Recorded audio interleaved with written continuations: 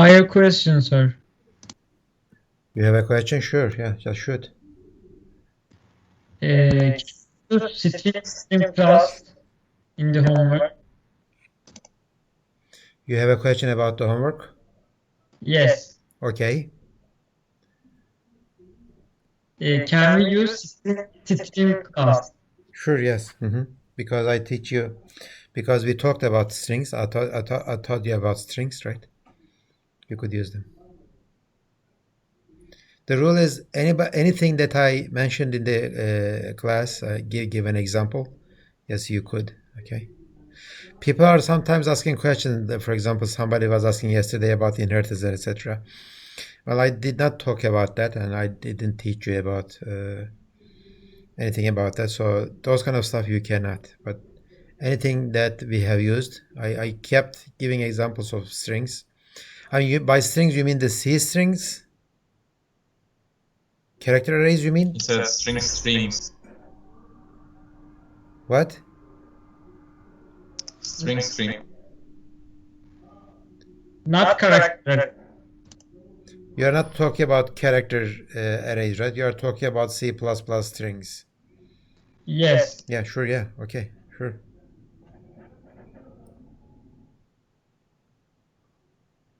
Okay, any other questions? Good. Okay, let's go back and start talking about, again, continue our discussion about the const modifier. The meaning of this const you already know.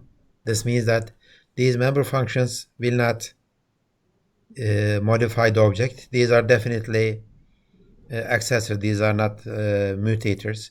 These are not going to mutate the object itself. Object itself. I kept, this is an important point actually, I kept giving this example. I kept giving this example. Let me find the example. Maybe this one. Yeah. No. This one. I think I changed it. Okay. I said that this is larger. Is larger is a good example. This is a global function. We don't like global functions, but as I said before, just the sake of explaining stuff, educational purposes, I just give this example.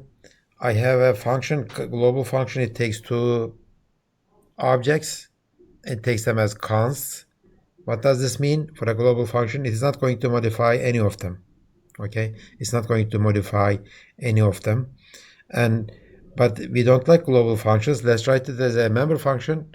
So if you write the same function as a member function is larger, okay, it's going to be this, and say that I am not going to modify the object that I take as a parameter, and I am not going to modify myself either.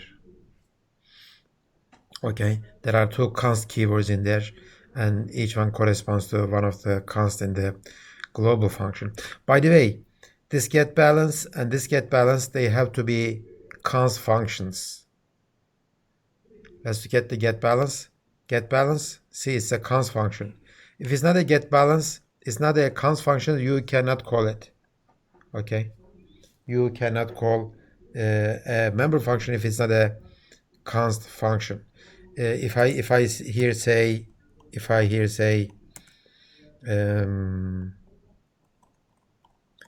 say input, right? I cannot call this because input is not a const function. It's a mutator, okay? So this is not valid. Good. What else? What can I say about these consts? I think we talked about it. Yeah, well, sure.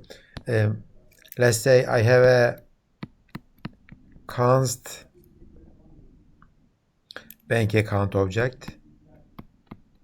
Bank account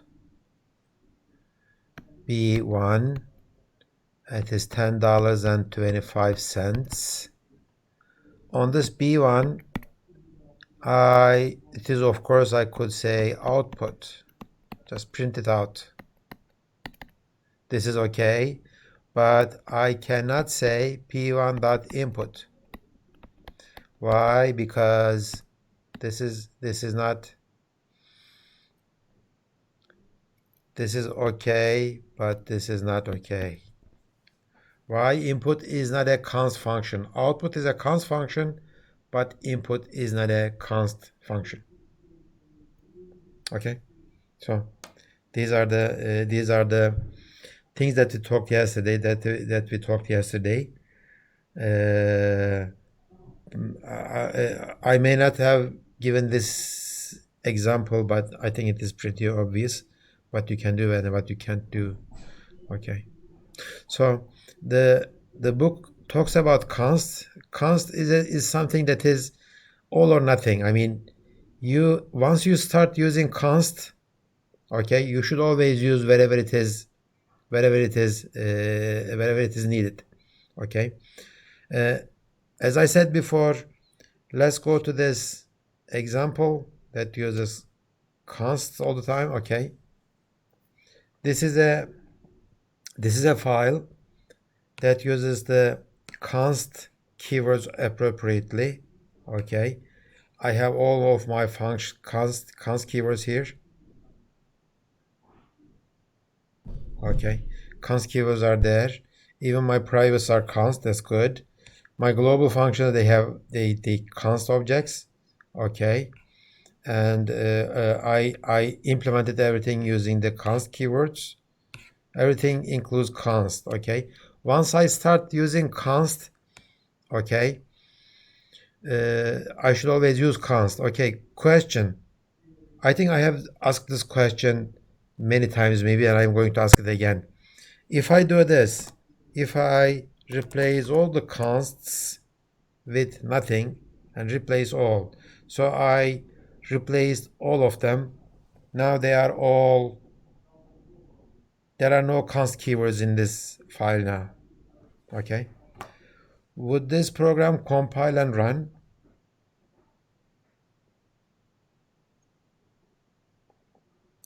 Yes, I think I asked this question before, right? Okay, these are good. Okay, they are all saying yes. This would compile and run, because I am not telling anybody that I am not modify things or I am going to modify things. Okay, so since everything is non-const function, everybody can call each other. So why are we using const then? I think I asked this question. We don't use the const keyword for ourselves. We don't use the const keywords for the compiler or the language. We use it for ourselves as programmers. Okay, if I have the const keyword like this, I put the const back. Okay, I put all the const back, like I have 24 of them right now. Okay, if I have the const keyword in my output function, okay, if I have the const keyword in my output function, wherever it is, can I find the output function? I think I don't have. Where is my output? Input. Okay, input is here. Let me find it. Okay. Output. Yeah, output is here. If I have my const in the output function, I cannot modify anything within the object. Okay, I cannot modify anything within the object. I know. By accident, if I modify it, compiler will give me an error message. That was the point of const, right? That was the point of const. Okay, so another question. Remember what I did before? I removed all the const keywords. Now I am doing this. Let's say, okay, I do this. I just remove this const, get balance. Okay, and of course I should do the same thing. I should do the same thing with the implementation too. Let me find the implement. Okay, where is implementation? Where is my implementation? Find the implement. Yeah, okay, good. Okay, implementation is here. Okay, so I removed this. Const keyword. Would this program compile and run?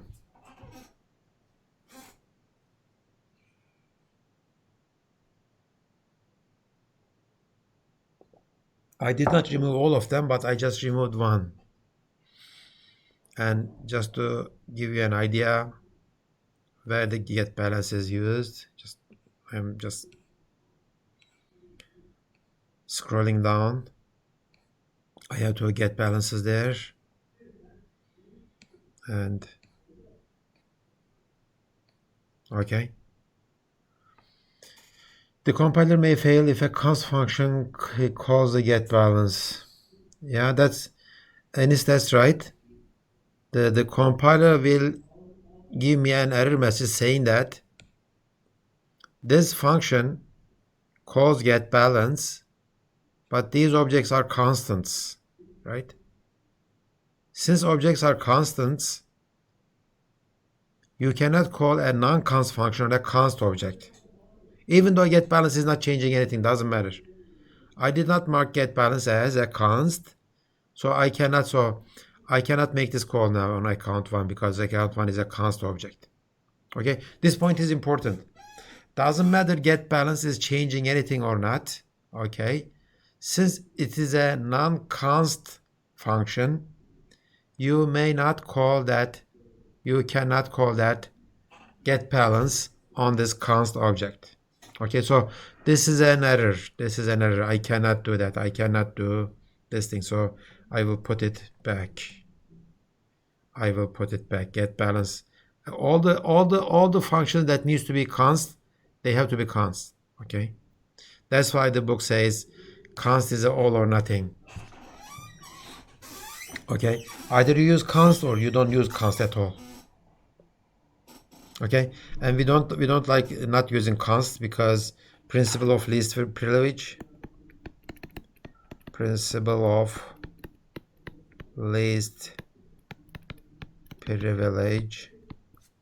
Okay, it says that always try to restrict your customers, okay, your interface. Don't let them use unnecessary power, okay? Always give power as much as necessary. Don't give too much power. Okay? Why should I make get balance non-const? Because it is not modifying anything. So let's make it const. Just let's restrict it. So compiler will help us catch some errors. Okay. C is a very powerful language, but it's an uncontrolled powerfulness, right? It lets you do everything. So it's very powerful, but it is easy to make mistakes. Okay. In C, we don't have this kind of principle of least privilege, right? In C, everything is possible. I could do anything I like, almost everything. So that makes it very flexible. That makes it very powerful. But with the power comes the responsibility. And if you don't have the responsibility, if you are not careful, okay, from time to time, we human beings make mistakes. And it is easy to make mistakes in C. And we don't want to do the same thing with object-oriented programming languages. Okay, do these kind of restrictions all the time.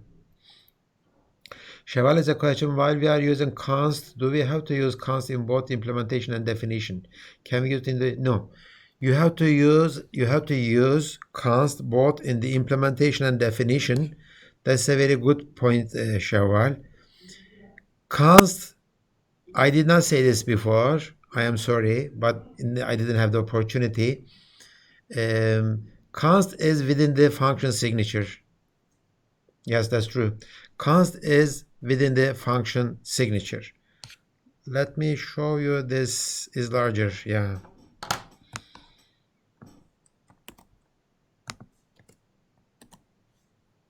Okay. These are two different functions. Their signatures are different. Okay. I mean, the function at 44 and the function at 50 are two different functions. Okay, because they're different, their signatures are different. Why? Because there is this const keyword in one of them and the const keyword is not in the other. Okay, so Cheval, the answer to your question is yes. Since const is in the function signature, you have to use it both in the declaration function header and both in the implementation too.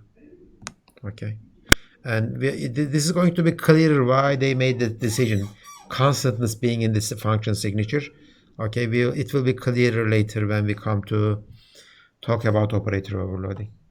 I don't know, Sheval, why did you ask that? I mean, I think she asked it because that default arguments thing, it only happens with the function headers, right?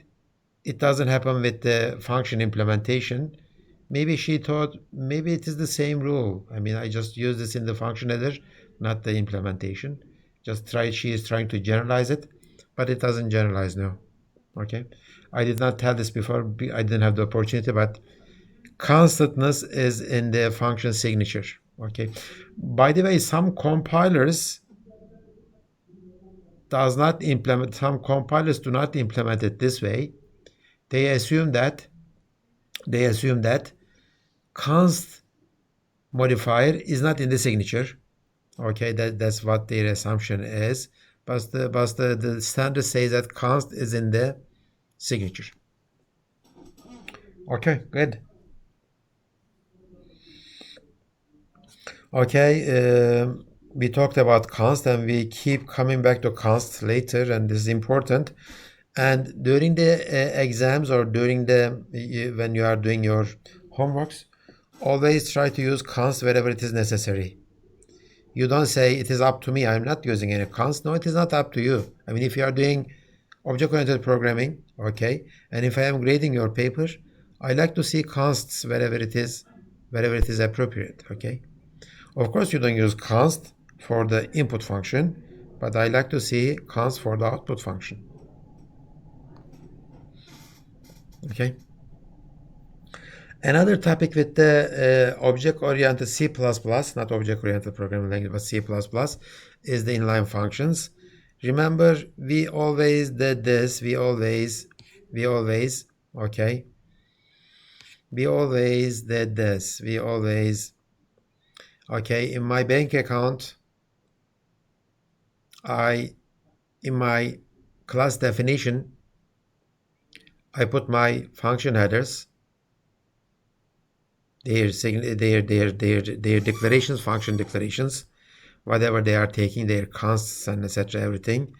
Later, at the end of the file or in another file, doesn't matter, I implemented all of them. So I kept the interface and the implementation separate.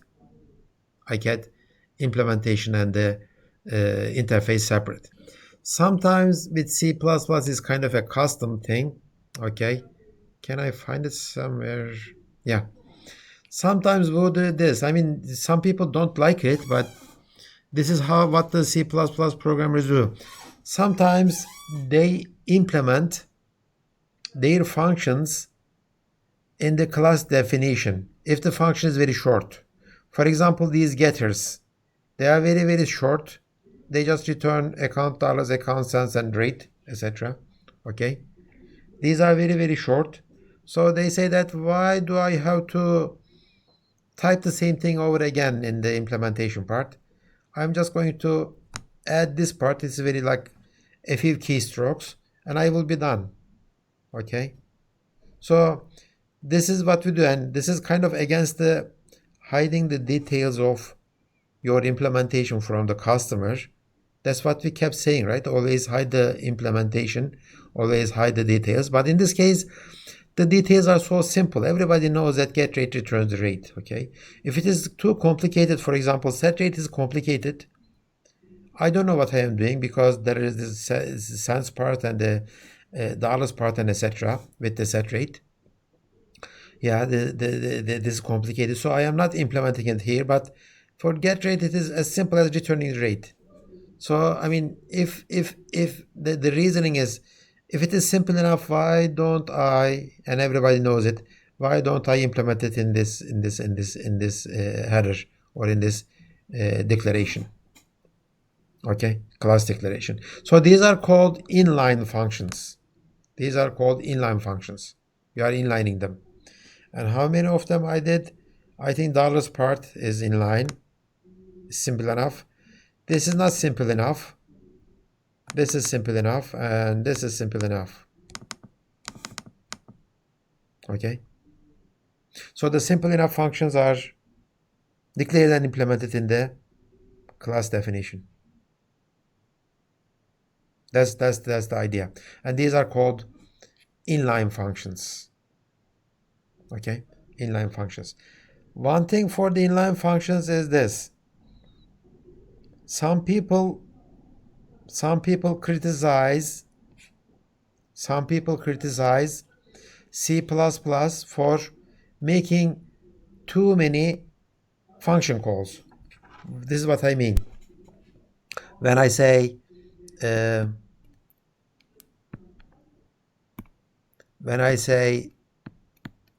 bank account B1, B2, and I did some stuff.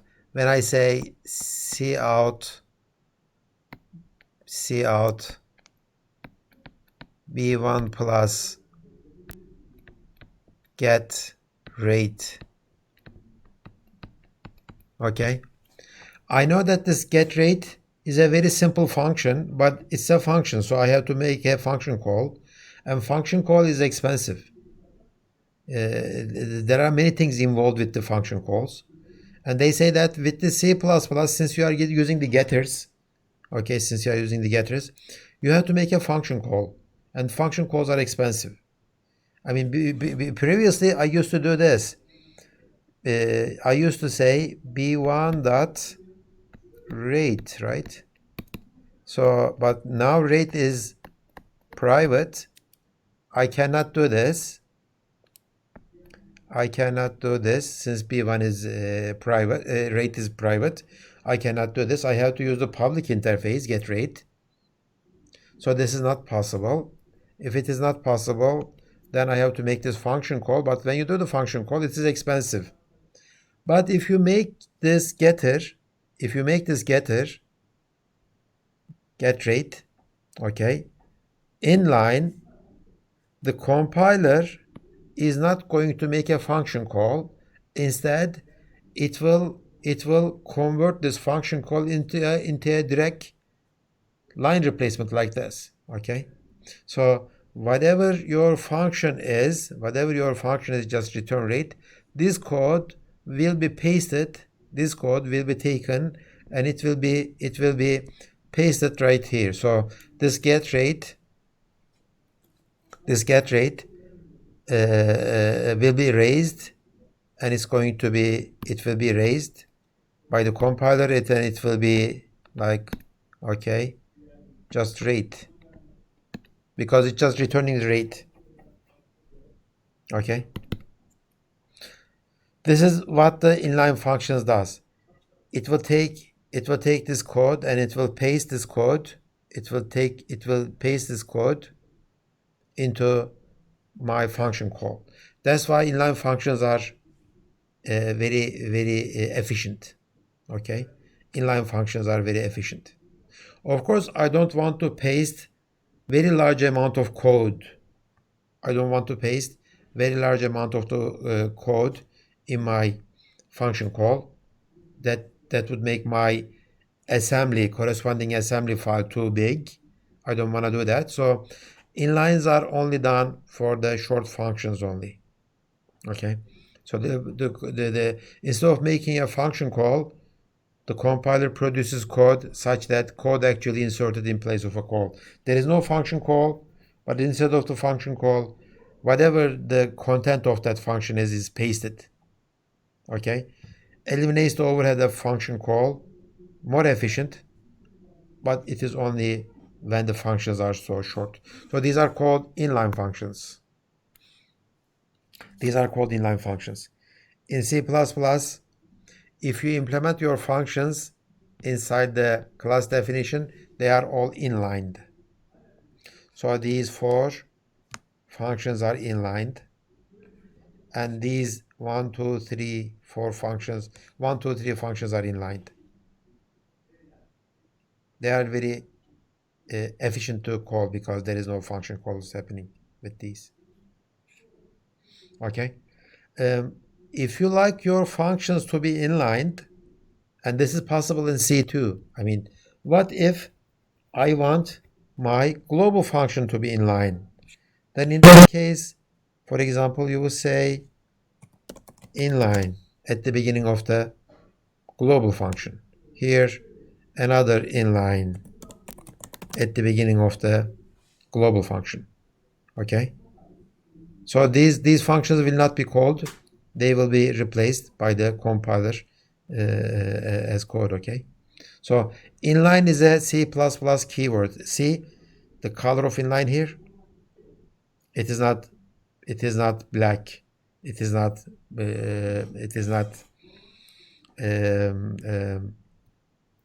orange or green or whatever. It's a keyword. It's like the Boolean, right? Inline is a keyword. And if you like, you may make your global function, or even you may make your, for example,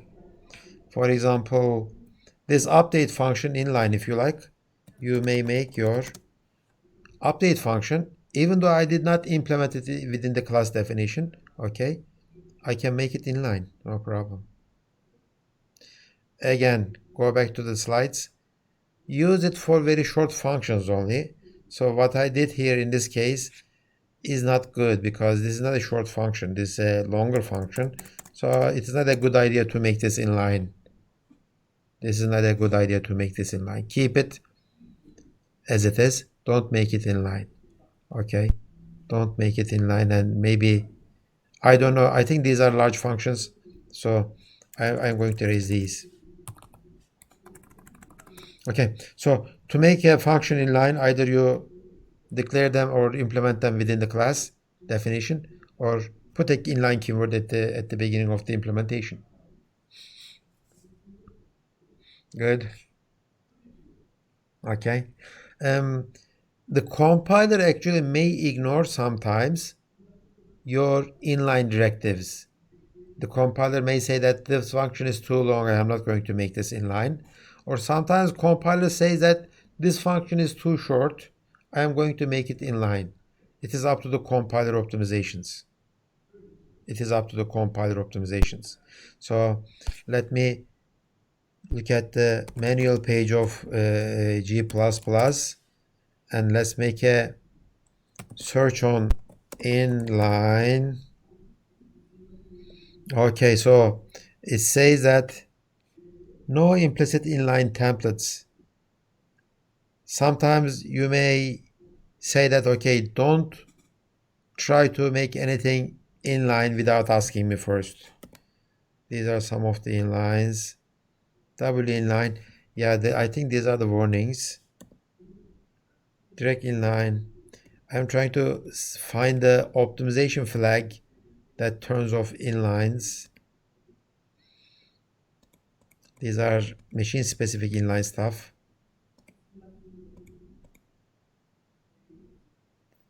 Yeah, inline keyword. This is okay. Oh, this is too. Okay, it is happening now. I am getting all the explanations now. Okay, as you see, for the inlines there are many options, there are many optimizations, and I was trying to get to the option where it says that don't do the inliner, don't and ask me for the inlines kind of stuff. And I think you may read it, you will find that this is too big now. Okay, good. Any questions about inline functions? So maybe the idea that you should have from this slide as the main idea is, this is possible. Implementation of a function in a class is possible. But when you do that, that function is inline when it is called, so it is more efficient. But you should only do this for very short and simple functions. Don't do this for large functions. Okay? That's the rule that we're going to follow. Good. No questions, then I will continue. Okay. Inline member functions. Okay, we typically implement our functions separately, typically in a different file, not in the same file, but in a different file. Okay, but sometimes we implement our functions in the class definition, and that makes function inline. Okay, So again, I am repeating the same thing. Use this technique for very short and simple functions. Okay, and it is more efficient usually if the function is short. If it is too long, it might be less efficient. Why do we say so? Okay, can anybody tell me if the function is too long, why making a long function inline makes the things less efficient? Can anybody tell me?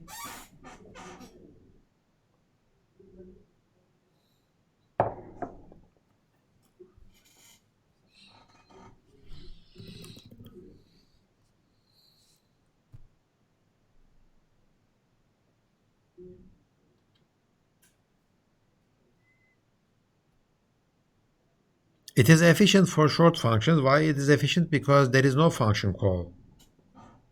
By the way, try this. Try producing the assembly for inline functions and not inline functions, and you will see that in one of them there is a function call and in one of them there is no function call. But the book says that if the function is too long, then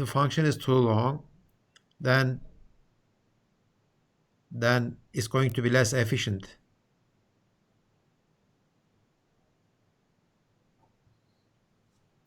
Gebze says that a big amount of copy paste maybe. Well, the compiler is doing it. Compiler is doing copying and pasting for you to produce your code. And during the runtime, there is no copying and pasting, right? Everything happens during the compile time. So the compiler copies and pastes the code for you instead of making a function call. The program doesn't create any instances with inline function.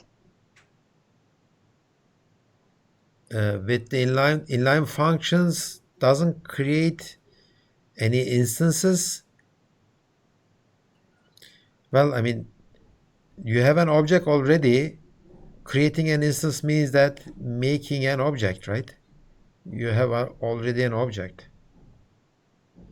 And even if it doesn't create any instance, well, how should it make it less efficient?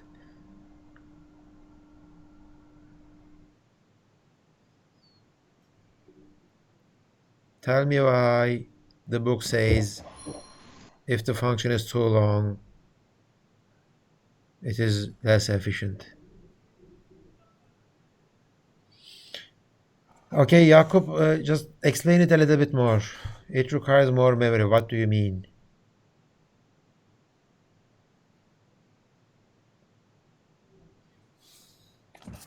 Compiler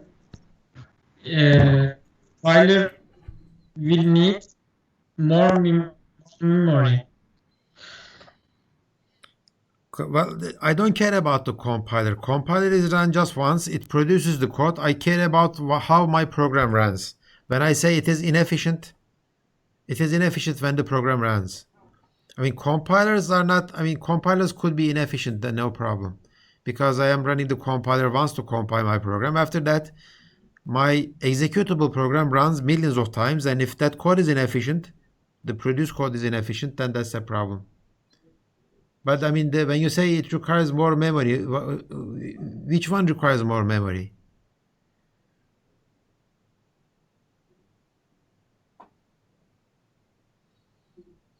Long functions. Say that again, Jakub. Long functions. Let's look at this, okay? Let's say my bank account B1. Let's say this function F2, okay, is inlined, and it's a very long function. Okay, every time I make a function call like this, b1.f2, instead of making a function call, the whole code of F2 will be pasted here, and it will be pasted there, and it will be pasted there, right? So my produced code for this whole code, okay, will be a lot larger, because instead of making a function call, a single assembly line, it's going to be hundreds of lines of code just for a single C++ line. So that will make my code longer, assembly code a lot longer. If the assembly code is a lot longer, why is this inefficient? If the assembly code is a lot longer, then what is the problem?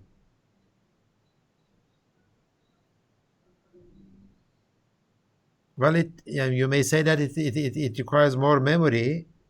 Well, that's inefficiency in terms of memory usage, but in terms of CPU usage, why do we say that larger code is less efficient? If I have sufficient amount of memory, then that shouldn't be a problem. We say that larger code is less efficient. Why do you think so?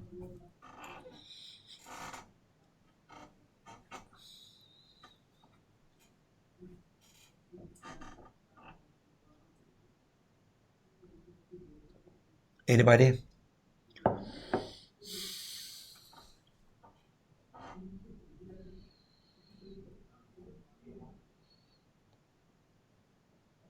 Can we assume the program does the same amount of operations?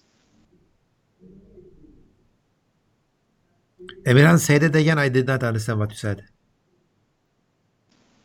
Do we assume that the program does the same amount of operations both with inline and normal functions? Yeah, well, that's exactly right. And because they are doing exactly the same thing. The output is exactly the same. In one of them, I keep calling this function f2 if the function is not inlined. In the other one, I am not calling any functions, but I am just, think about this like C. Instead of making a function call, I copy paste all of my code into a single function. Think about this like I have a single function, main, okay? Instead of making a function call, I copy paste my code inside main, and I have a main function of size 1,500 lines of code, okay? I copy paste instead of making a function call. So that would make my code larger. The number of lines that I'm going to execute will be the same, but the number of lines that my assembly is going to have is going to be a lot larger. Long functions take a lot of time, Merve says. Yes, that's true, but if f2 is a long function, it's going to take a lot of time to execute it anyway. Why making f2 inline is less efficient? Yes, f2 is a large function, and executing f2 will take a lot of time. Doesn't matter if it is inline or not. Here I am saying that making f2 inline is less efficient.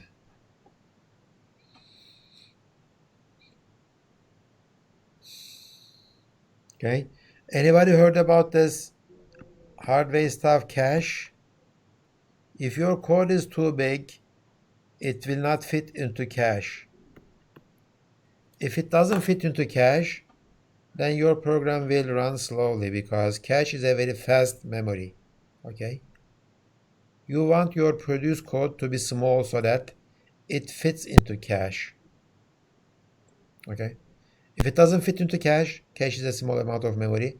Like sometimes we measure it with amounts of megabytes, and it is shared by all the programs within your system. And that's going to be a problem. So don't produce long code. If it is possible, try to make it short.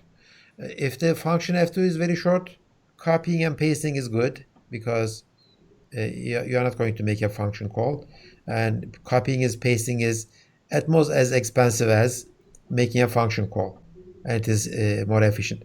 Okay, so but if the function is long, copying and pasting will make your produce code a lot larger, and that's not going to be good. Okay, so be careful about this inline stuff. So the rule of the thumb is if the function is short, make them inline like this.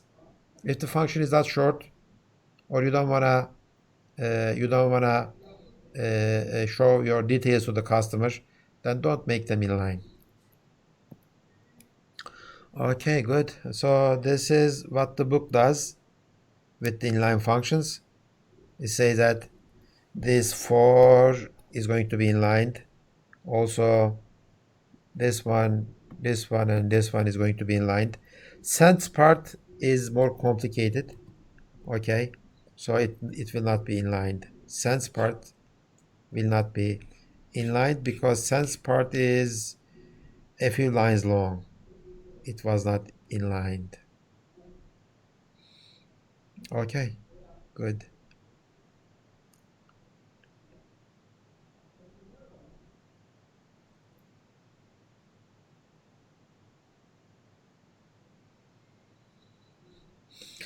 Okay, so the other thing with this chapter, I think, chapter 7, yeah. I don't like this code much because this is the final code.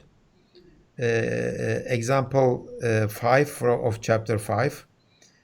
I don't like this code much because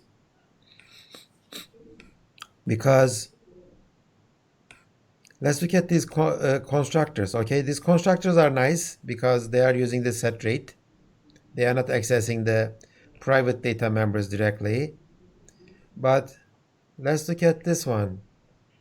I have the balance update function. I have the balance.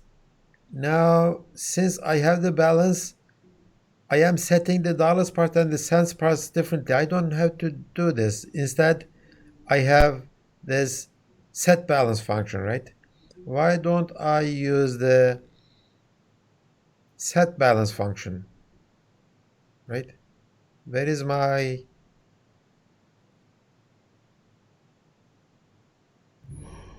set balance? Do I have a set balance that takes a double? Yes, it takes okay, there is a set balance function that takes a double. So instead of doing this, I want to have a set balance function and just balance. Okay, this is a much better implementation.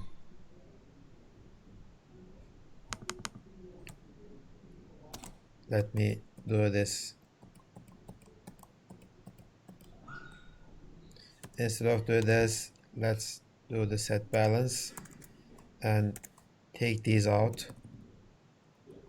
so that I can see what I did. So, can anybody tell me why I am doing this?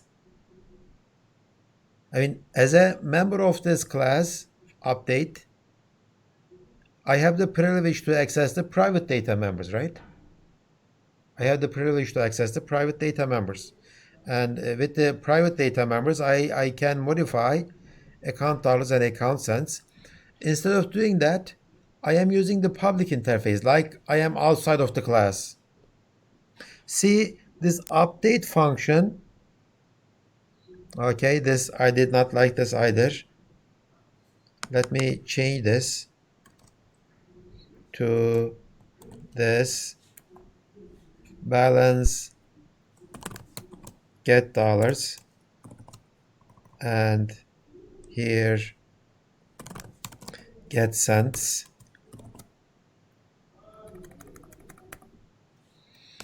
Okay, and take this out. See this function update, although it could do anything it wants with the private data members, it is not touching any private data members. It uses the public interface, get dollars, get cents, okay? And then it uses a set balance. Can anybody tell me why I am doing this instead of the commented out version? To avoid duplication and to be more secure. Yeah, that's correct, Dennis. If I keep doing this, you're gonna see many versions of this code in my function members. Okay, I keep doing the same code over and over again. Okay, and the second thing is that if I use the public interface, that is the interface provided inside this part of the class, if I change something in my private section, okay, if I change something in my private section, most of my code will not change because I am changing the private parts. I am not changing the public part, okay? I am changing the private parts. So doing this is more secure. Why? Because I will not be, this function update will not be affected if I do any modifications in my private part, okay? So as long as I keep my interface the same, any changes to my private part will not change my update function, okay? Will not change my update function. Again, let's do this input thing. Double balance, let's try to eliminate. Okay. Dollars parts and cent parts, I got it like there. Okay, it takes the balance. Okay, rate is there. So why don't I use just set balance, right? Set balance, and I think with the set balance I have this balance as double, right? Balance as double, right? Yeah, I already have it. See, I don't have to repeat this code. And set rate is there too. So again, my input function became like a regular public function. It is not using any private data. Set balance, unfortunately, for the set balance, I have to do the private stuff. So always do this. Try to use your public interface as much as possible. Okay? For some cases, I cannot use the public interface. For example, the set rate or set balance. I have to modify these account dollars or account cents. But for the others, I think you can do much better. So always try to use your public interface. You may think that why am I doing this set rate? Okay, set balance, because I can directly modify this stuff instead of calling this set balance. You might think that this is inefficient. No, it is not inefficient, because most of the time these kind of functions are inlined, and inlining is as efficient as this type of code. Okay, this type of code. Okay, so the book's example is good just to demonstrate the things, but the better code would be to in all cases using your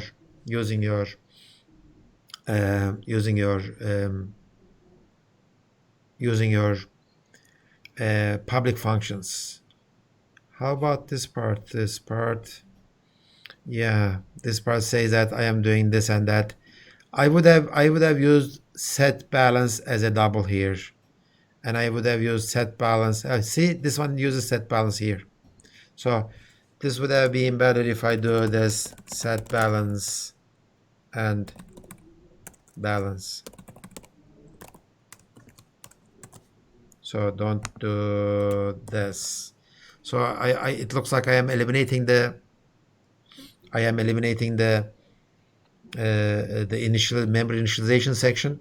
I like that section, but in this case, just to eliminate code repetition, I did this. Okay, good. I hope this is clear, and we will do these kind of discussions all the time. I could do it this way or that way.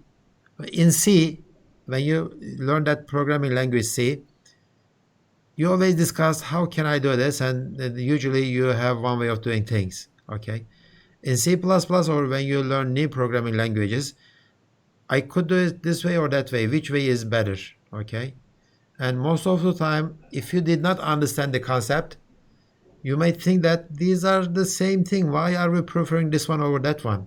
I mean, if the const is not required, if I erase all the const keywords from my program, if it works, why am I using const? Okay, so you are taking this course just to see the difference, okay? You are taking this course just to see why this code is better than this one, okay? You are taking this course why this code is better than the code that I have commented out, okay? So I will be doing this kind of discussion myself, and when you are studying your book, Okay, when you are writing programs, you should have these kind of questions in your mind, and you should have these kind of discussions in your mind too. Just always compare the alternatives. Which one is better in terms of object-oriented programming philosophy? Trying to hide details. Okay, uh, try to encapsulate. Avoid using global functions. Writing global functions, and try to write reusable code. This is what we are doing with the object-oriented programming languages. Okay, I think I am out of my time for the first part of the lecture. I will take 5-10 minutes of break. Then we will continue. So let's be here around 11:33.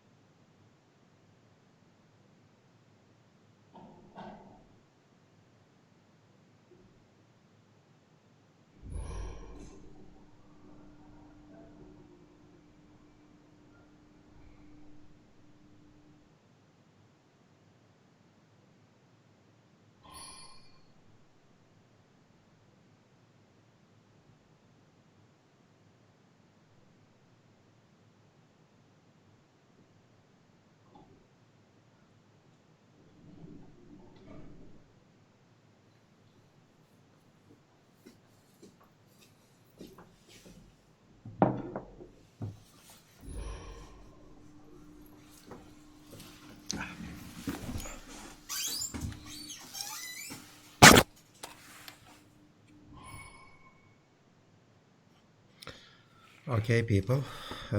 So we talked about inline functions. We talked about why we are discussing these. And let's move on if there are no questions. C++ 11 has a new addition. It says that if you like, you may initialize your data members in the class definition like this. Okay, member initialization. We didn't have this in C++ before. Okay, Java had it. Other programming languages, object-oriented programming languages had this one. But with this case, let's say I have two data members, x and y, both of them are integers. And I like their default values to be 1 and 2, even though I did not initialize them in my constructor. Okay, when you make an object of this class coordinate, okay, when you make an object of this class coordinate, the x and y values of that object will be 1 and 2. Okay, of course, if you modify them, if you say I am doing something else inside your constructor, either in the constructor body or the member initialization section, their values will be different. But if you don't, their values will be 1 and 2. Okay, then this is only with C++ 11 and afterwards, of course. Okay, C++ 98 will not have this one. Good. Okay, let's keep this in mind. And since we are using the C++ 11 features in our homeworks, if you like, you could use this. You could use this feature of the language member initializers. Okay. Another C++ addition is constructor delegation. What do I mean by constructor delegation? This class again, class coordinate. Okay. I have two constructors, one constructor and the second constructor. I like one of my constructors to call the other one. Let's say I have a constructor that takes two integers. I set these values like this.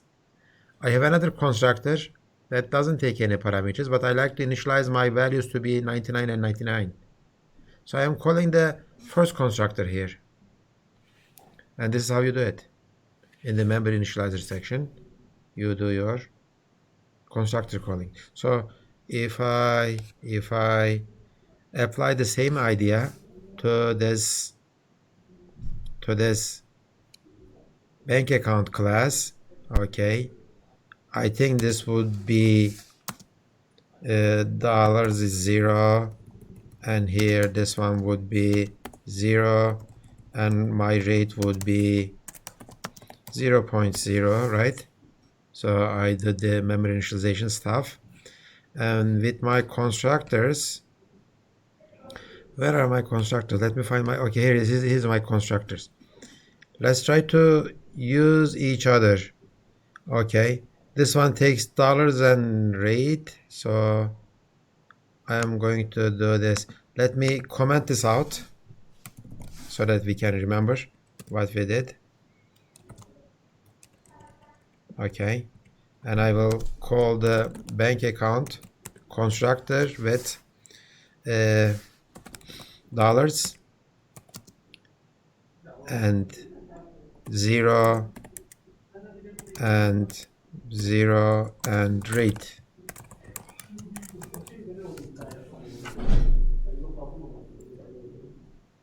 Right?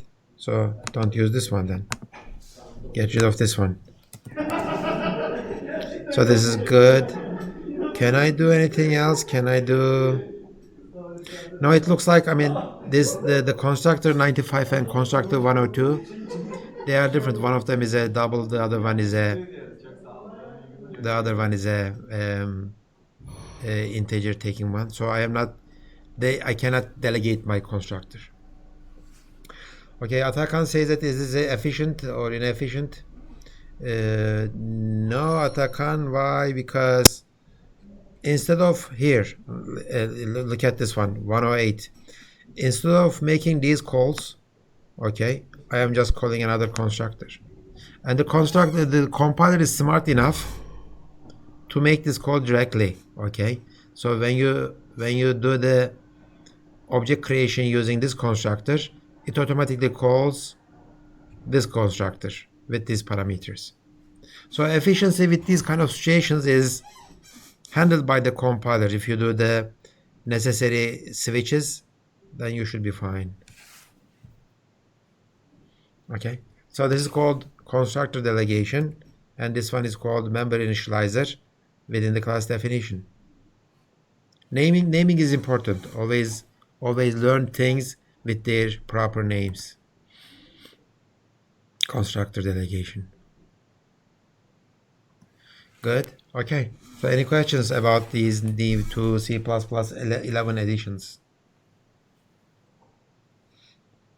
I think my compiler by default is when I do G++, when I say G++, I think it is by default C++ 11. I don't remember.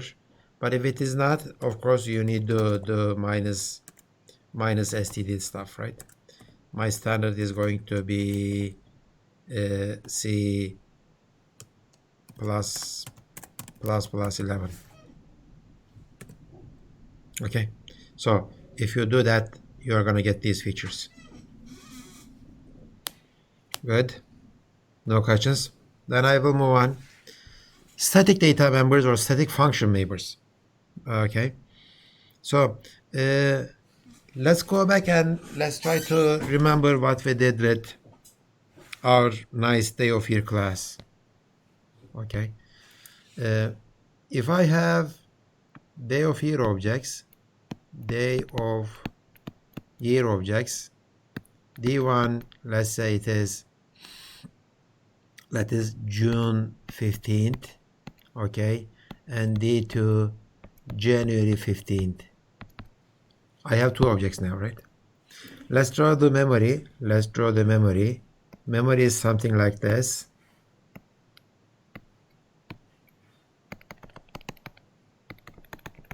Okay, this is D1 and this is D2.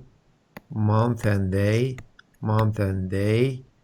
6/15, 1/15.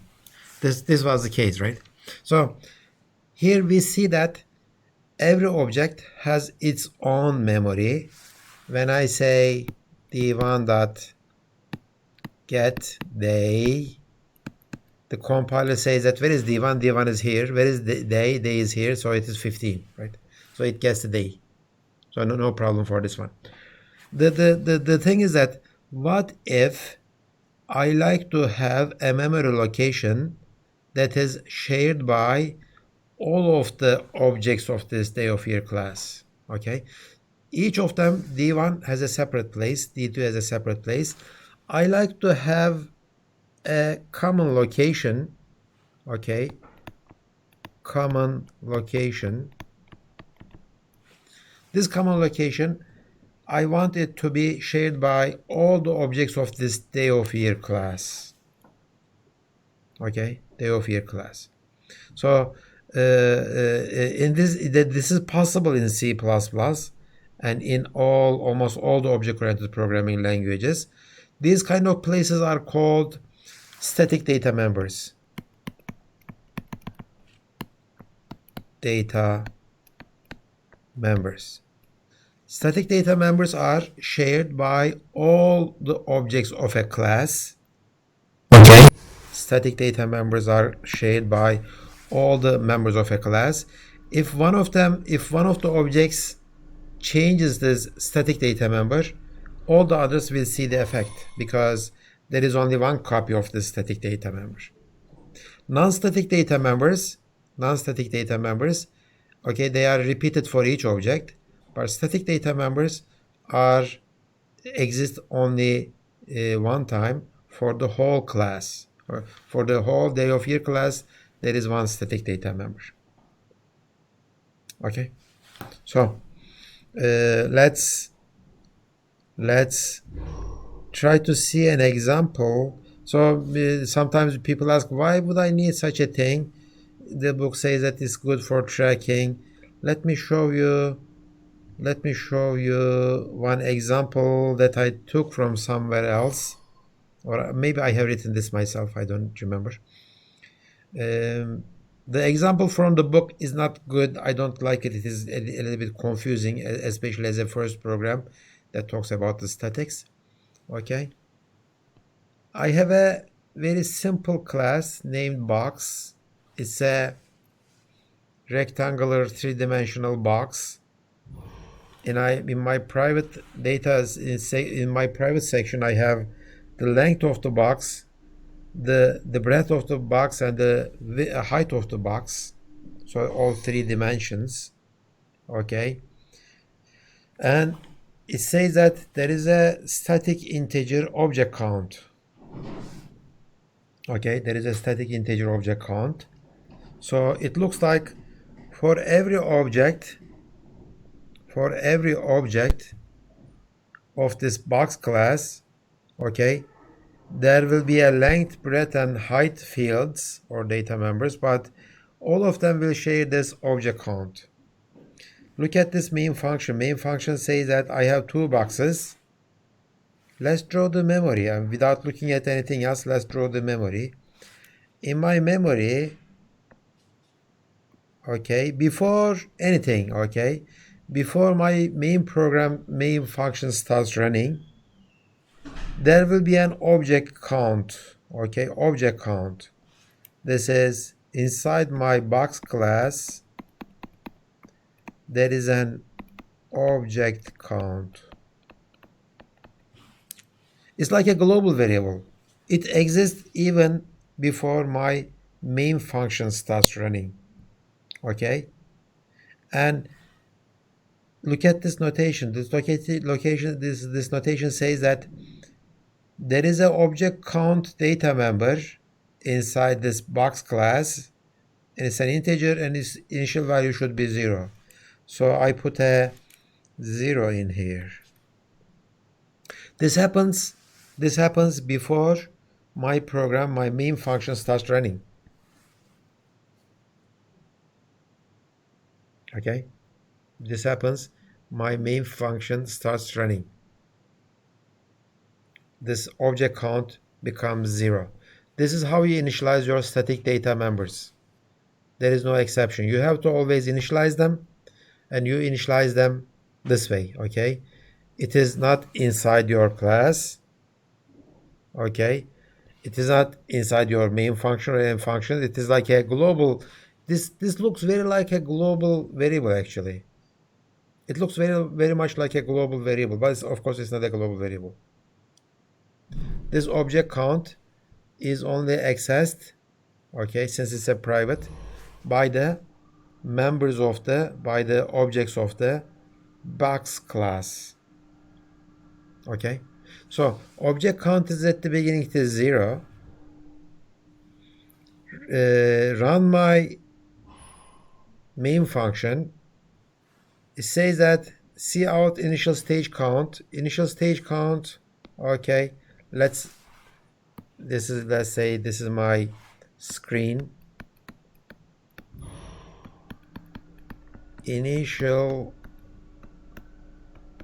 object count, okay, initial object count column, and we have never seen such a syntax before. We are calling a member function of a class, but we are calling it with the class name because this function is a static function. Static functions are the functions that can work only on static data members. Okay, these are the static functions. Static functions are the functions that can work only on the static data members. This get count is a simple getter. It just returns the value of object count. So it will return 0, and I will print 0 here. So this is interesting. Why interesting? Because I have never called a member function of a class using the class name. Why? Because member functions, they work on the class objects, not the class names. In this case, since getCount works on the static data members, and static members are common to all the objects, I could do this. No problem. Okay, and in fact, if there is a function which is a static, all the static functions should be called like this with the class name. Okay, with the class name. So this one returned 0, and I printed this line on my screen. Okay, let's run this line. The constructor says that I have a box object. Its name is box1. Okay, and its parameters are 3.3, 1.2, and 1.5. Parameters are 3.3, 1.2, and 1.5. Okay, when this constructor starts running, it says constructor called. So let me write constructor called here.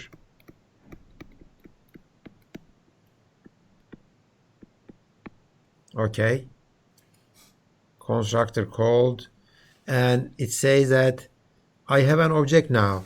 The object will have these values. Let me have this object like this one. Box1 is B large K, okay, uppercase. Inside box1 I have 3 data members: length, breadth, and height, right? So this will be 3.3, 1.2, and 1.5. Okay, this is box 1. I did that assignment. Then I increment the object count by 1. Where is object count? Object count is not in my box 1. It is a static data member, and that static data member is shared by all the objects of the class, and it is here. This value is 0. So I erase this one and make it 1.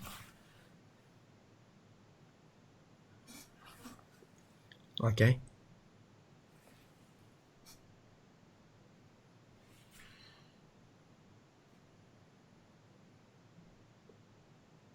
So this is what happens with this line, box 1. Let's run after that one, I am done. Let's run the second line, second box again. It says that I have another box. Box 2. Again, it has 3 data members: length, breadth, and height. 8.5, 6.0, 2.0. I have 3 of them now. Okay, because the constructor is doing that. But again, when the constructor starts running, I have to say constructor called.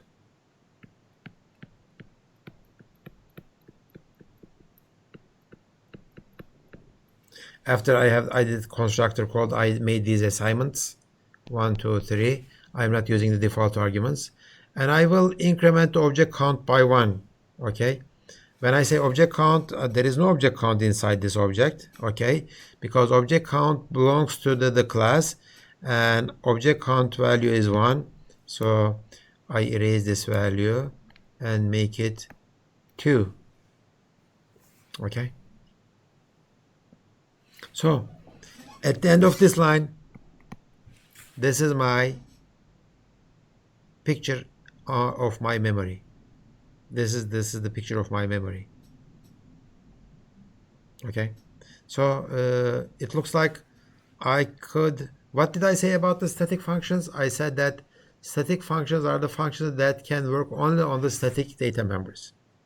But it looks like my constructor can modify the static data members as well as non-static data members. So non-static functions such as my constructors or this volume function can work on any of these, but static functions can work only on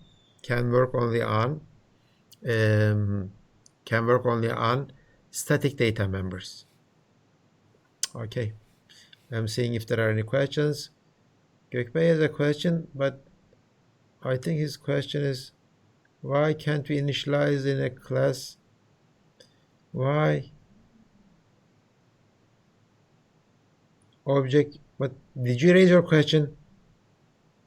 Object count is private. How can we initialize it outside the class? Also, Gökbek is asking a question about this one. Yeah, that's a nice question.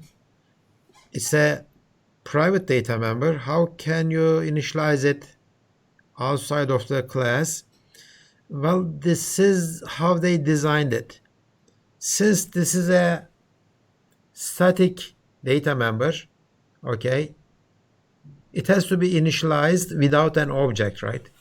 Constructor is not a good place to initialize the static data members, because static data members are like globals.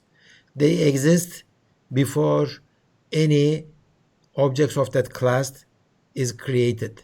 Okay, so remember this line executed and then printed 0. So I have to initialize it somewhere.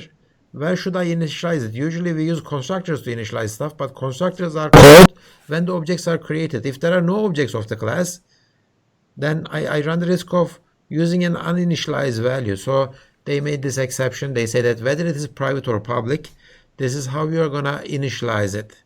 Okay, this is not your customer, by the way. Okay, your customer is not doing this initialization. You are doing it yourself. Your customer is not doing the initialization. You are doing it yourself. Your customer is using your constructors and the getters and setters and etc. Okay, what was your second question, Gökbey? Maybe you should ask it so that other people can see, and if they had the same question, maybe I can answer it.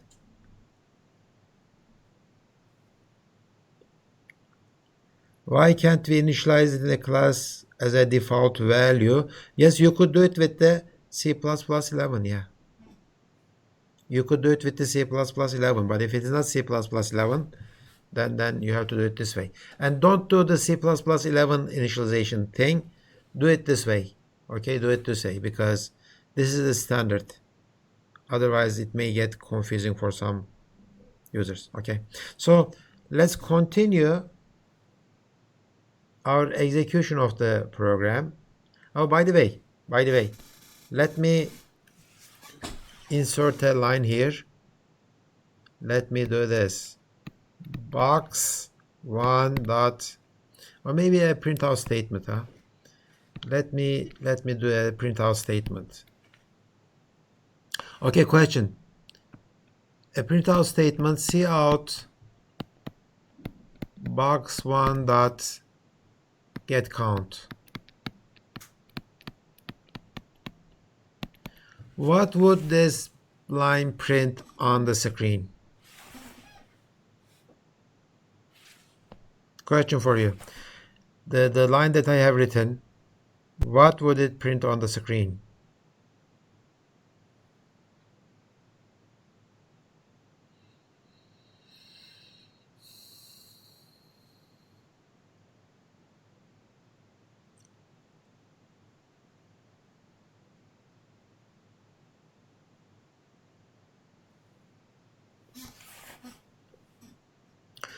Well, yeah, get count is a static function, but I can still call the static functions using the object names.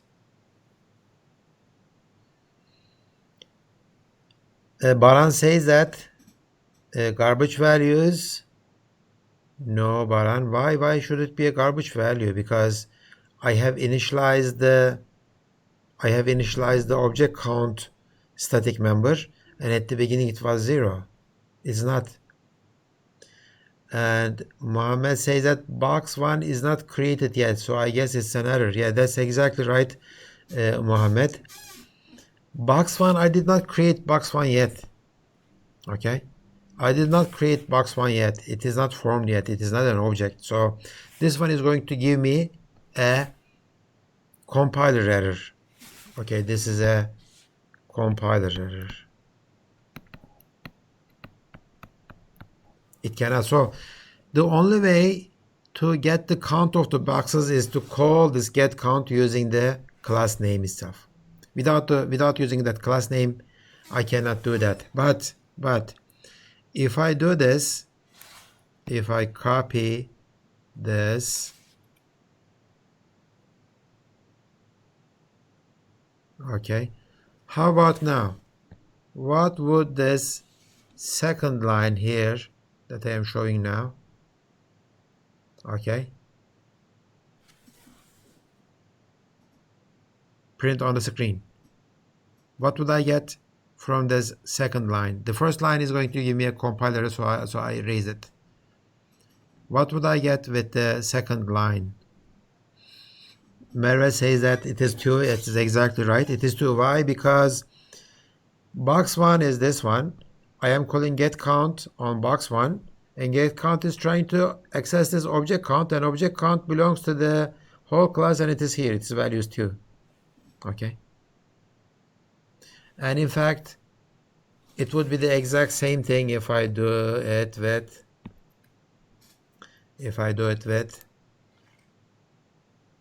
box 2. It would be exactly the same thing. Box 2.getCount would print the same thing. Okay, 2. Okay, so it would print the same thing. It is 2. And as you see, I can call this getCount using either this notation, object name, and like a regular function, member function call, or I could use it using the class name and the static function name. Okay, we prefer it this way. Okay, this is the preferred way of calling static member functions. This is kind of confusing. This is not clear when I read this code. This is not clear what kind of function I am calling, static or non-static, static or non-static. Usually we call our static functions using the class name. We don't call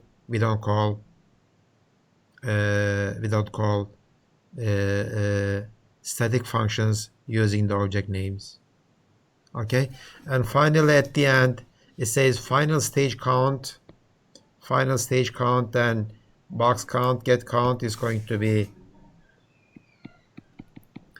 final stage count is going to be 2, right? 2.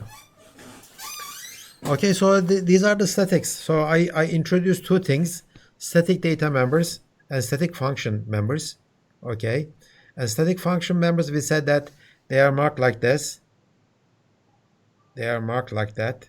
Okay, and we say that this is going to return an integer, and it is going to return an object count. Okay, it would be an error. It would be an error to do something like this inside the static. Okay, cout volume. This is an error. This is a compiler error. Can anybody tell me why this is a compiler error? This will not compile. It looks like I am calling a member function of the same class.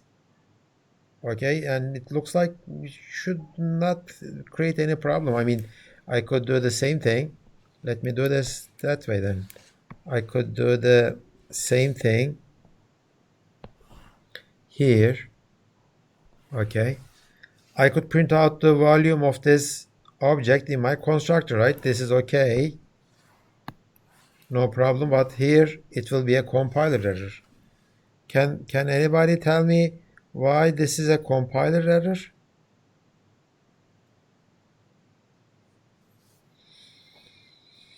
Volume is not static. Static functions don't call normal functions. We don't call them normal functions, we call them non-static functions. But why? Why can't I call a non-static functions within a static function? Why can't I call a non-static function? The values inside volume are created yet. Exactly. Here in this case, when I call this get count here, this green box, when I call this get count here, okay, it will call this one, I can have access to object count, but when I call volume needs length and breadth and height, right? Where are they? I mean, there is no object. When you call a static function, you don't need an object, okay? Static functions are called on the class itself. And within the class, there is no data member, okay? So you cannot call static, non-static functions within the static functions. But this is possible. This is possible also. This is possible to get count.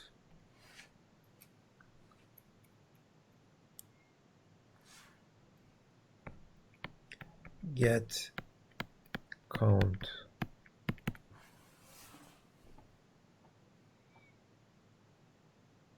Okay. So understanding this is important, and remember again, static data members are like globals. Why do I say that? Of course, they are not exactly globals, but they are like globals. Why do I keep saying the same thing? Sometimes I keep repeating the same thing over and over again. That means that it's important. And that means that I am feeling that you did not understand it yet. So why do I keep saying static data members are like globals? Can anybody tell me? They are accessible from everywhere. No, not exactly. They are accessible only within the class. Since this is a private data member, you cannot access object count from outside the class. No, this is an exception only. Okay, this is an exception. That's the exact difference from a global, actually. I mean, static data members are like globals, but they cannot be accessed from anywhere. Okay, that's the difference. What is the similarity between static data members and the globals? Yunus Emre, that's kind of right. I mean, we can use them without objects, right? That's kind of right. And Merve says that it can be declared outside of all functions. Well, I mean, you are talking about, this is not declaration, Merve. This is initialization. Declaration is here. Declaration is here. This is initialization. This is declaration. They are still declared inside the class, like the other regular data members or static, non-static data members. Okay. And it says that because the class is created before it is created, just like global so he says that before any object is created, this variable is there. It's like a global variable. Okay, it's like a global variable. So it starts living. It is created before my main function started, and it dies after my main function ends. Okay, so its duration, okay, its life duration is start of the program and it ends at the end of the program, like a global. But unlike a global, they cannot be accessed from everywhere. They could be accessed only from within the class, because this is the private part of this class. If I made this public, then in that case they behave like a global. Only their names will be different. Okay, so that's why I keep repeating the same thing over and over again. Okay, so this is the example, and we talked about it. Very important concepts, and in C++ terminology, there are static data members, okay, and static functions, and there are non-static data members and functions. Okay, in standard object-oriented terminology, though, object-oriented programming language terminology, okay, For the static data members, okay, we call them class. Let me do this way, okay. Static data members. These are called class data members. And for the non-static ones, we call them instance data members. It is not exactly like this, but I mean, for the time being, just learn it this way. Okay. So standard object-oriented programming language terminology says that. Why am I telling you this? It is a knowledge, yeah, you should learn it, but also it is more explanatory. Why? Because, see, class data members means that that data member belongs to the class. Non-static data members, that data member belongs to each instance of the class, okay? So this one is a class data member because it is all shared by all the objects of the class. These are instance data members because each one is repeated for each instance. Okay, so this is a good thing to remember. Always keep this in mind. Let's go back and let's see the class slides again. Okay, static member variables. All objects of class share one copy. Okay, if one of them accesses the static data member and changes it, all the others will see the effect. It's useful for tracking. In our examples, we counted the number of boxes, right? We had 2 boxes because each constructor incremented the number of boxes by 1, right? Each constructor incremented the number of boxes by 1. We counted the boxes and the book says that they are good for tracking. Okay, they are good for tracking. How many times I called the constructor? And how you declare a static data member or the class data member? You put static before the type, like we did here, static integers. Note that we don't put static in here. We don't put the keyword static in here. Okay, we don't do that. This one is inlined. This one is inlined. If it is not inlined, if I have implemented this outside of my class, okay, I would not put that static keyword before the implementation either. So static is only used within the class. Outside of the class, static means something else. So we will not use keyword static there, right? Okay, so place keyword static before type. Again, static functions are the functions, okay, and if a function doesn't access any object data, okay, and it must be a member of the class, then we make it a static function like that, okay. This get count does not use length, breadth, or height. It uses object count, so I made it a static. I made this static. So question, if I erase this, what happens? If I erase this static here, I am erasing this one. What happens?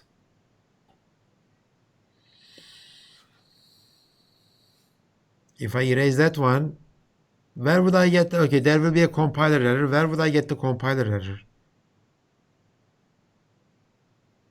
Compiler error would be here or there or where? Where?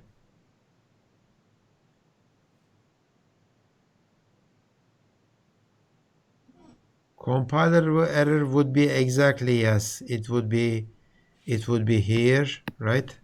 And it would be there because this is how you call the static functions and this is not a static function. That would be the compiler error. Yes, that's true. Okay, so how about this then? How about this? If I erase this here, where would I get the compiler error? Again, it's a compiler error. I would get the compiler error where? At the return statement of get count. Yes. Inside this function, right? Why? Because this becomes a non-static data member, instance data member, but this is a static function, and static function cannot access the non-static data members. Good. Okay, good. So let's move on and let's look at the code from the book. As I said, I don't like this code, but it is from the book and I have to go over. Let's look at this code. This one. Can I ask a question? We go to this one. Sure. Inside the for loop, if I create a static variable, is it possible? And if it's possible, every time the for loop loops around itself, will that variable stay the same, although I created it inside of the loop? What do you mean creating a variable? You cannot. Static variables, static data members are created within the class definition. You cannot create them inside your functions. If you use static keyword inside your function, its meaning is different. If you have a function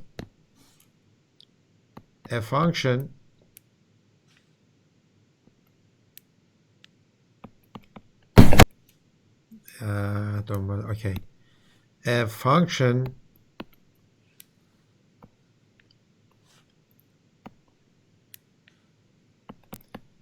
f, okay, if you have a inside it, if you have a static integer k, initial value is 0, okay, the meaning of this static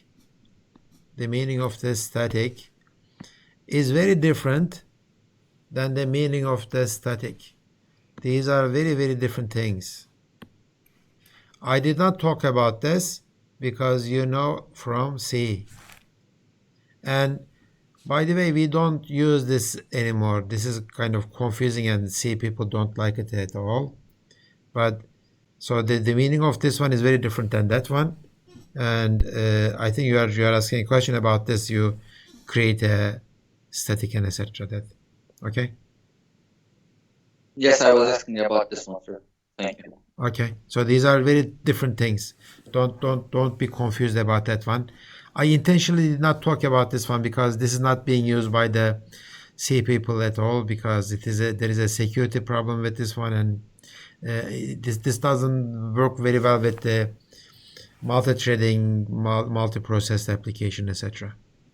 Yes, I see it being used all the time in where I work. That's why I asked about it, because I never saw it before. I didn't like it, but I see it being used. That's why I want to see if it's the right thing to do or it's the wrong thing to do. Yeah. So thank you. Well, if you are doing multi-programming, multi-threaded applications, don't use statics inside your functions. Use a global if you have to. I mean, even using a global is better than using statics that way. Okay, let's go back to the book example again. The book example says that it's a very simple class. It's a server class. Let me show you the code actually. I mean the main function. We will have two servers. Okay, they are serving customers, and there is a restaurant. Okay, people are coming to the restaurant, and there are two servers, server A and server B. In a while loop, okay, you ask your customer, how many in your group, how many people are you? And I say, let's say 2. Okay. In that case, I will run a loop from 0 to 2, and I will get turn for each person. Get turn. So in this case, I will run my loop from 0 to 2. But as you see, server is my class name. Okay, server is my class name. So I am getting a turn for each person. And after that, I ask the server 1 to serve 1 people. And I ask the server 2 to serve another people. And I ask the class itself, are we still open? Are there anybody waiting to be served? And I am asking the same question to the new customer. How many in your group? And I will get that answer. Let me show you the sample run. How many in your group? Okay, I said 3, and that loop run from 1 to 3, and your turns are 1, 2, 3. Now server A is serving 1 and server B is serving 2, and then top of the loop again. How many in your group? 2, and servers are serving 4 and 5. Okay, no, servers are serving 3 and 4, but turns are 4 and 5. And the third time, how many in your group? 0, nobody is being added. Server A just adds one, serves 1 people, and that's ending the loop. So it's kind of complicated, but the important thing here is the how we implement stuff. Okay, so this is my class. I have for each object, let me draw the memory. I know that for all the classes, this turn, why am I, okay, use the blue, turn, last served, and now open are 3 things. Turn, last served, and now open are 3 things. And it looks like I initialized them to 0 and 0 and true here. Even though they are private, I initialize them like that. And as you have seen, I have 2 objects of this class. I think server 1 and server 2.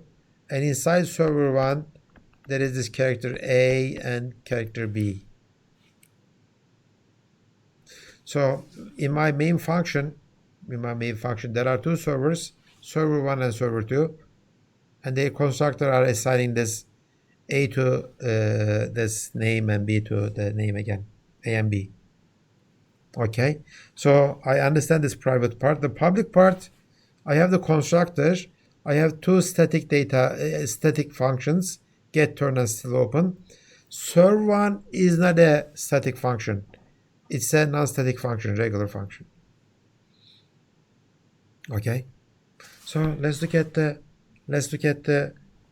constructor. Constructor is very simple. Gets the letter and assigns it to name. Get turn is a static function, and get turn is, can I copy this, copy and paste here? Yeah, I could.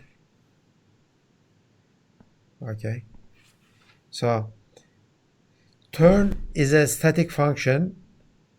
Get turn is a static function, and it modifies turn, right? It doesn't modify name. Okay, these are name and name. Name is modified only by the constructor. So every time get turn is called, I just increment the turn by 1, and all the servers are seeing it. Still open another static function, and it turns now open, true. Serve1 is not a static function. It is difficult to keep track of it. These 2 are static. As you see, I don't put static keywords in top. These are not, this one is not static.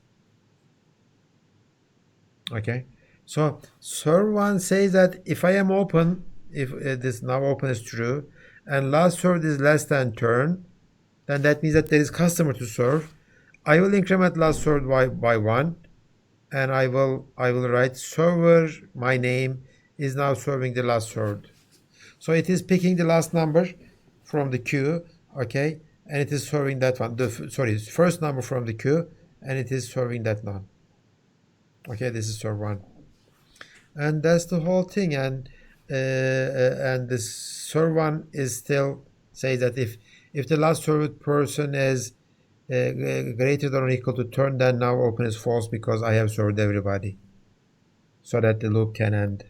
It's a stupid program, yeah, I know, but it is from the book, and I showed you how the things work with the static members, functions, and you understand the idea. You don't have to understand the whole idea of this last program, but the mechanism is there, and if you get confused, that don't use that one, but use this program that I showed you. Okay, I think I am out of my time. If you have any questions, I can answer your questions. Well, I am not getting enough number of questions. That's what I'm observing. I mean, only the same people are asking questions. Only the same people are answering it. Again, I did not tell you anything that is complicated, but this is getting more and more detailed. We learned about constants. We learned about statics and etc. And if you combine them together, lots of stuff, it may get confusing. So I suggest you go home, or you're already at home. I suggest you don't go outside and try to write this program yourself.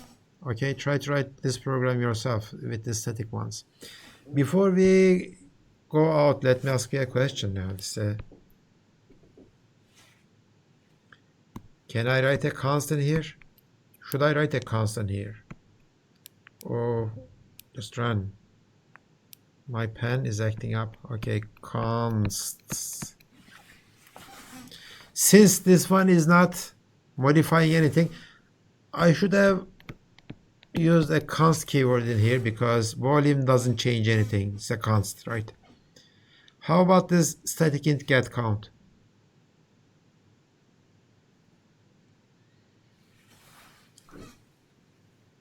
Can I write const? This one is okay. I should do that. This one, can I write const in there? I think no. Why? It is not modifying anything. It's not modifying anything. Why shouldn't I write? No, it's okay. Sorry, it's not modifying. Okay, we can, I think. Rule is no, you cannot, because the static functions, they don't work on objects, right? What is the meaning of const? I am not going to modify this object, right? Where is my object? Where is my object here? So constness has not anything to do with the static functions or static data members. Okay, so when you put them together, it makes a little bit confusing, but also it makes you understand stuff. We don't use consts with the static functions. Gökbey has a question: do we initialize static functions before main? Like, what do you mean by initializing static functions? We don't initialize static functions. We don't initialize any functions. I think you mean static data members. No, you mean functions, I guess. Gökbey, we never initialize functions. What do you mean by function initialization?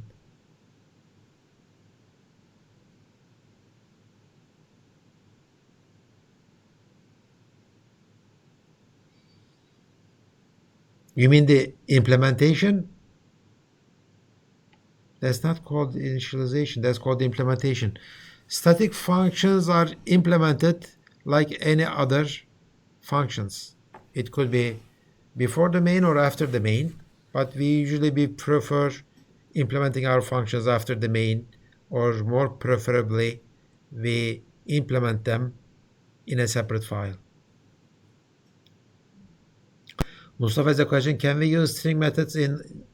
Mustafa, you were not at the beginning of the class, I guess. Just watch the video.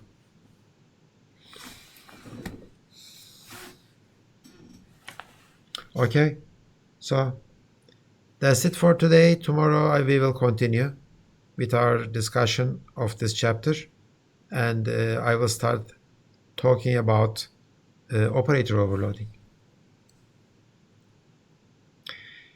Atakan, can we, when we call the static functions object, do const have a problem?